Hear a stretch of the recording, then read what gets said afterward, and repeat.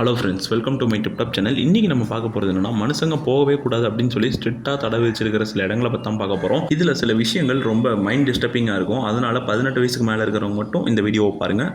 Then welcome to my tiptop channel. வாங்க வீடியோக்குள்ளே போகலாம்.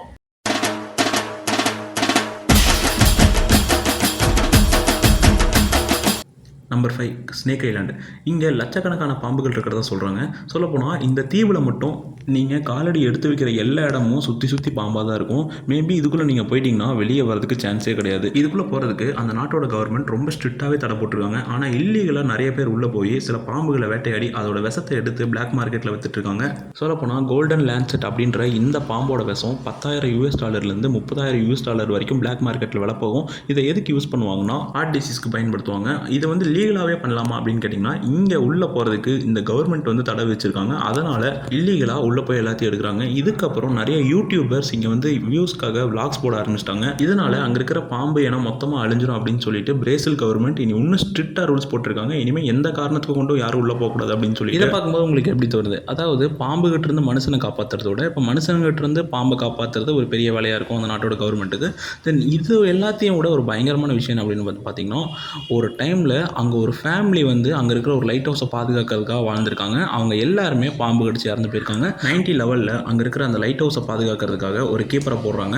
அவர் ஃபேமிலியோடு அங்கே போய் செட்டில் ஆயிடுறாரு. ஒரு நாள் என்ன ஆகுதுன்னா, நைட்டு தூங்கிட்டு இருக்கும்போது ஜன்னல் வழியாக நிறைய பாம்பு உள்ளே ஏறி அவங்க எல்லாத்தையுமே கடிச்சு கொன்றுது. இதுக்கப்புறம் அங்கேருந்து எந்த ஒரு தகவலும் வராதனால பிரேசில் நேவி ஃபோர்ஸ் என்ன பண்ணியிருக்காங்கன்னா, இங்கேருந்து அங்கே போய் பார்த்துருக்காங்க. அப்போ எல்லாருமே செத்து கலந்துருக்காங்க. அங்கே போன ஏகப்பட்ட நேவி ஃபோர்ஸையும் கூட அங்கே இருக்கிற பாம்புங்க எல்லாமே கடிச்சு கொதறி இருக்கு. இதுக்கப்புறம் தான் அங்கே யாருமே போகக்கூடாது அப்படின்னு சொல்லி ரொம்ப ஸ்ட்ரிக்டாக ரூல்ஸ் போட்டிருக்காங்க.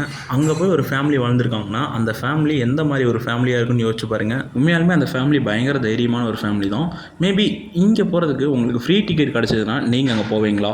இதுதான் அவரோட கடைசி ஃபோட்டோன்னு சொல்கிறாங்க. பார்க்குறதுக்கு எவ்வளோ சோகமாக இருக்கார் பார்த்தீங்களா? இந்த மாதிரி ஒரு ஐலாண்டு இருக்கிறதே இந்த உலகத்தில் ஆச்சரியமான ஒரு விஷயம் தான்.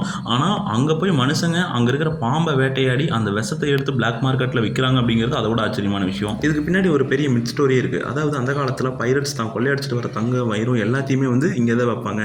அதை யாருமே வந்து எடுத்துடக்கூடாது அப்படின்றதுக்காக பாம்புகளை கொண்டு வந்து விட்டாங்க அப்படின்ற மாதிரி ஒரு கதையும் இருக்குது. மேபி அது உண்மையாக இருந்துச்சுன்னா அது அவங்களே ஃபீல் பண்ணியிருப்பாங்க, ஏன்டா அப்படி பண்ணணும்னு. Number 4 north sentinel island. அதாவது அந்தமான் நிக்கோபாரில் இருக்கிற ஒன் ஆஃப் த ஐலாண்டு இது. இங்கே இருக்கிற மக்கள் 60,000 வருஷமாக எந்த ஒரு வெளி உணர்வு தொடர்பு இல்லாமல் உள்ளே வாழ்ந்துட்டு இருக்காங்க.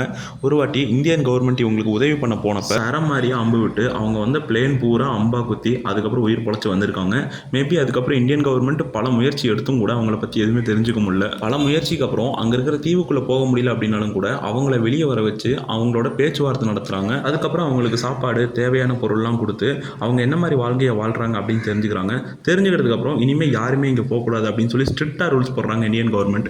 அதையும் மீறி 2018 ஒரு அமெரிக்கன் உள்ளே போய் ரொம்பவே கொடூரமாக இருந்திருக்காரு. ஜான் ஆலன் அப்படின்ற இந்த ஒரு அமெரிக்காவை சேர்ந்த எக்ஸ்ப்ளோரர் உள்ளே போய் நான் இங்கே இருக்கிறவங்களுக்குலாம் கிறிஸ்டினிட்டினா என்னன்னு சொல்ல போகிறேன், அமைதியான வாழ்க்கையை கொடுக்க போகிறேன் அப்படின்னு சொல்லி பைபிளை எடுத்துகிட்டு போயிருக்காரு.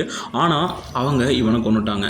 ஃபஸ்ட் டைம் போகும்போது அவங்க எல்லாருமே சேர்ந்து இவனை விரட்டி அடிச்சிருக்காங்க. இருந்தாலும் கூட 2வது வாட்டியும் அதே மாதிரி உள்ளே போய் வாண்டடாக மாட்டி இறந்துட்டான்.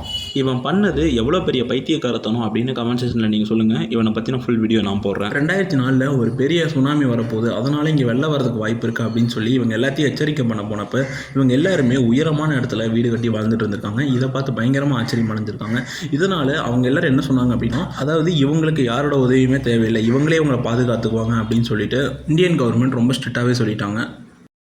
அமெரிக்காவில் இருக்கிற ஏரியா 51 எப்போவுமே ஒரு சின்ன விஷயத்தை பரபரப்பாக்குறதும் ஒரு பரபரப்பான விஷயத்தை அப்படியே மூடி அமுக்கிறதும் அமெரிக்காவுக்கு கை வந்த கலை. இங்கே ஏலியன்ஸ் இருக்குது அப்படின்னு சொல்லி ஒரு தரப்பு மக்கள் சொல்கிறாங்க. இன்னொரு தரப்பு மக்கள் வந்து இல்லை இங்கே வந்து ஹைடெக்கான வெப்பன்ஸ் இருக்குது அப்படின்னு சொல்லி இன்னொரு தரப்பு மக்கள் சொல்கிறாங்க. 2019 இங்கே ஒரு போராட்டம் நடந்துச்சு. அதாவது ஏலியன்ஸை நீங்கள் வலுக்கட்டாயமாக பிடிச்சி வச்சிருக்கீங்க அப்படின்னு சொல்லி அங்கே இருக்கிற அமெரிக்கன் மக்கள்லாம் போராடினாங்க. இதெல்லாம் இன்டர்நெட்டில் பயங்கரமாக கலாய்ச்சி தள்ளினாங்க எல்லாரும். இதுக்கப்புறம் டொனால்ட் ட்ரம்ப் என்ன சொல்லியிருந்தாருன்னா, இங்கே வந்து ஏலியன்ஸ் இருக்குது, அதை பற்றின ஃபைல்ஸை நான் கூடிய சீக்கிரமாக வெளியிடுவேன் அப்படின்னு சொல்லியிருந்தாரு. அதுக்கு வந்து பராக் ஒபாமா என்ன சொல்லியிருந்தாருன்னா, ஏலியன்ஸ் வந்து ஏரியா 51 கிடையாது, ஆனால் வேற ஒரு இடத்துல கண்டிப்பாக இருக்குது அப்படின்னு சொல்லியிருந்தாரு.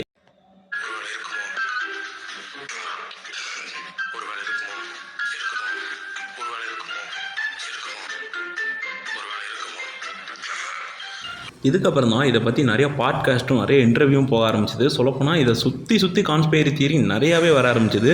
இங்கே மனுஷங்களும் ஏலியன்ஸும் சேர்ந்து ஏதோ ஆராய்ச்சி பண்ணுறாங்க, உள்ள சிஐஏ இல்லீகல் ஆக்டிவிட்டீஸ் வேறு ஏதோ பண்ணிகிட்ருக்கு அப்படின்னு சொல்லி கட்டுக்கதையெல்லாம் கட்ட ஆரம்பிச்சிட்டாங்க.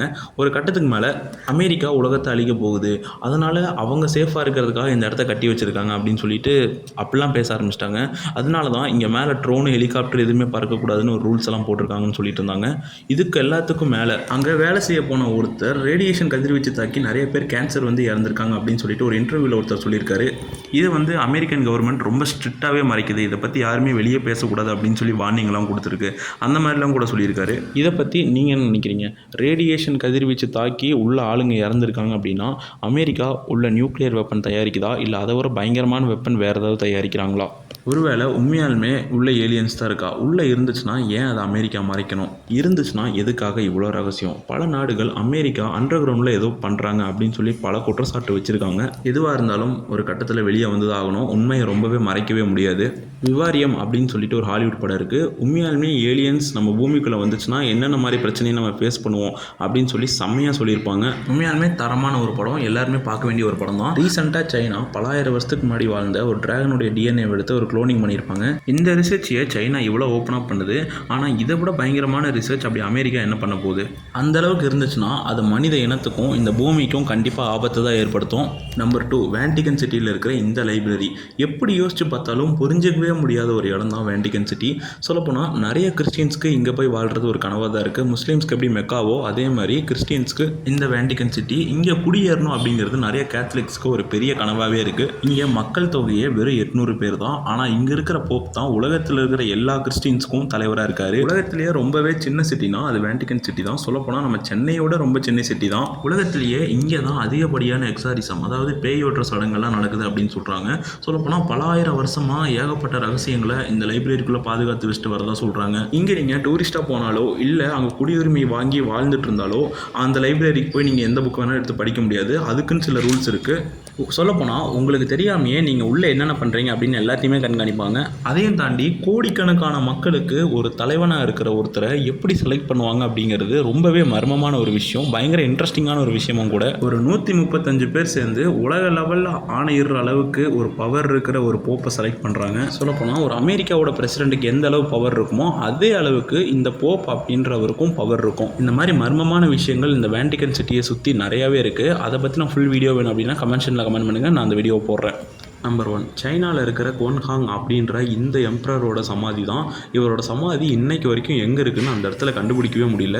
ஏன்னா 38 வருஷமாக இவரோட சமாதி இப்படி தான் இருக்கணும் அப்படின்னு சொல்லி சமாதியை ரெடி பண்ணி வச்சுட்டு தான் அவர் செத்தே போயிருக்காரு. இவர் சாகிறதுக்கு முன்னாடியே நான் இப்படி தான் சாகணும், இப்படி தான் என்னை புதைக்கணும்னு எல்லாத்துக்கிட்டையும் சொல்லி வச்சுட்டு தான் செத்துருக்காரு. ஏன்னா தான் சாகும்போது தனக்கு பிடிச்ச பொருட்கள் எல்லாமே கூட வரணும் அப்படின்னு சொல்லி அவரோட மனைவிங்க, அவரோட குதிரைங்க, அவர் சேர்த்தி வச்ச தங்கம் வைரம் எல்லாத்தையுமே கூடவே வச்சு புதைச்சிருக்காங்க. நிலத்தடியில் ஒரு பெரிய சிட்டியே உருவாக்கியிருக்காரு. இவர் சாகிறதுக்கு முன்னாடி 8000 களிமண் சோல்ஜர்ஸை உருவாக்கி அதை நிலத்தடியில் வச்சுட்டு அங்கே ஏதோ ஒரு சரௌண்டிங்கில் தான் வந்து இவரோட சமாதியும் செய்யப்பட்டிருக்கு. அங்கே தான் இவரை புதைக்கவும் செஞ்சுருக்காங்க. இவரோட சாவு இப்படி தான் இருக்கும் அப்படின்னு சொல்லி வச்சுட்டு செத்துருக்காரு. உலகத்திலேயே தனக்கு சமாதி இப்படித்தான் இருக்குன்னு சொல்லிட்டு சாக போற முதல் ஆளு நீங்க தான். இதெல்லாம் ஹிஸ்டரி பின்னால பேசுவாங்கல்ல. இன்னும் சொல்லப்போனால் சைனாவுடைய முதல் எம்பரரும் இவர் தான். ரொம்பவே மக்களை கொடுமைப்படுத்தியிருக்காரு. இவரோட கதையெல்லாம் நீங்கள் ஃபுல்லாக கேட்டிங்க அப்படின்னா இப்படி ஒரு மனுஷன் வாழ முடியுமா, இந்த அளவு சர்வாதிகாரம் பண்ண முடியுமா அப்படின்ற அளவுக்கு தான் எல்லாமே பண்ணி வச்சிருக்காரு. உலகத்திலேயே சைனா தான் 3வது மிகப்பெரிய கண்ட்ரி. அந்த சைனாவே பாதி கவர் ஆகிற அளவுக்கு அந்த கிரேட் வால் அப்படின்ற ஒரு விஷயத்தை இவர் தான் கட்டினார். அப்போ இவர் எந்த மாதிரி ஒரு ஆட்சி செஞ்சுருப்பார் அப்படின்னு நீங்கள் யோசிச்சு பாருங்கள். இவரோட சமாதியை சைனா கவர்மெண்ட் ஒரு டூரிஸ்ட் பிளேஸாக கொண்டு வந்தாங்க.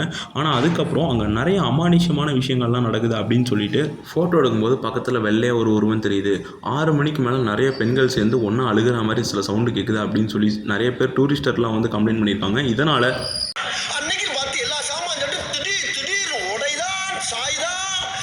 நிறைய ஆர்கியாலஜிஸ்ட் வச்சு உள்ளே ரிசர்ச் பண்ணுறாங்க. உள்ளே போன நிறைய பேர் நோய் வந்து இறந்து போயிட்டு தான் சொல்கிறாங்க. இதுக்கப்புறம் இந்த இடத்த டோட்டலாக க்ளோஸ் பண்ணிட்டாங்க. திரும்ப திறக்கிறதுக்கான வேலையை பார்த்துட்டு இருக்காங்க. ஆனால் திறந்தா ஏதாவது பிரச்சனை வருமா அப்படின்னு சொல்லிட்டு நிறைய பேருக்கு ஒரு பயம் இருக்குது. அதனாலேயே க்ளோஸ் பண்ணி வச்சுருக்காங்க. இதோட இந்த வீடியோ முடியுது. வேறு ஒரு நல்ல வீடியோவில் நான் அவங்கள பார்க்குறேன்.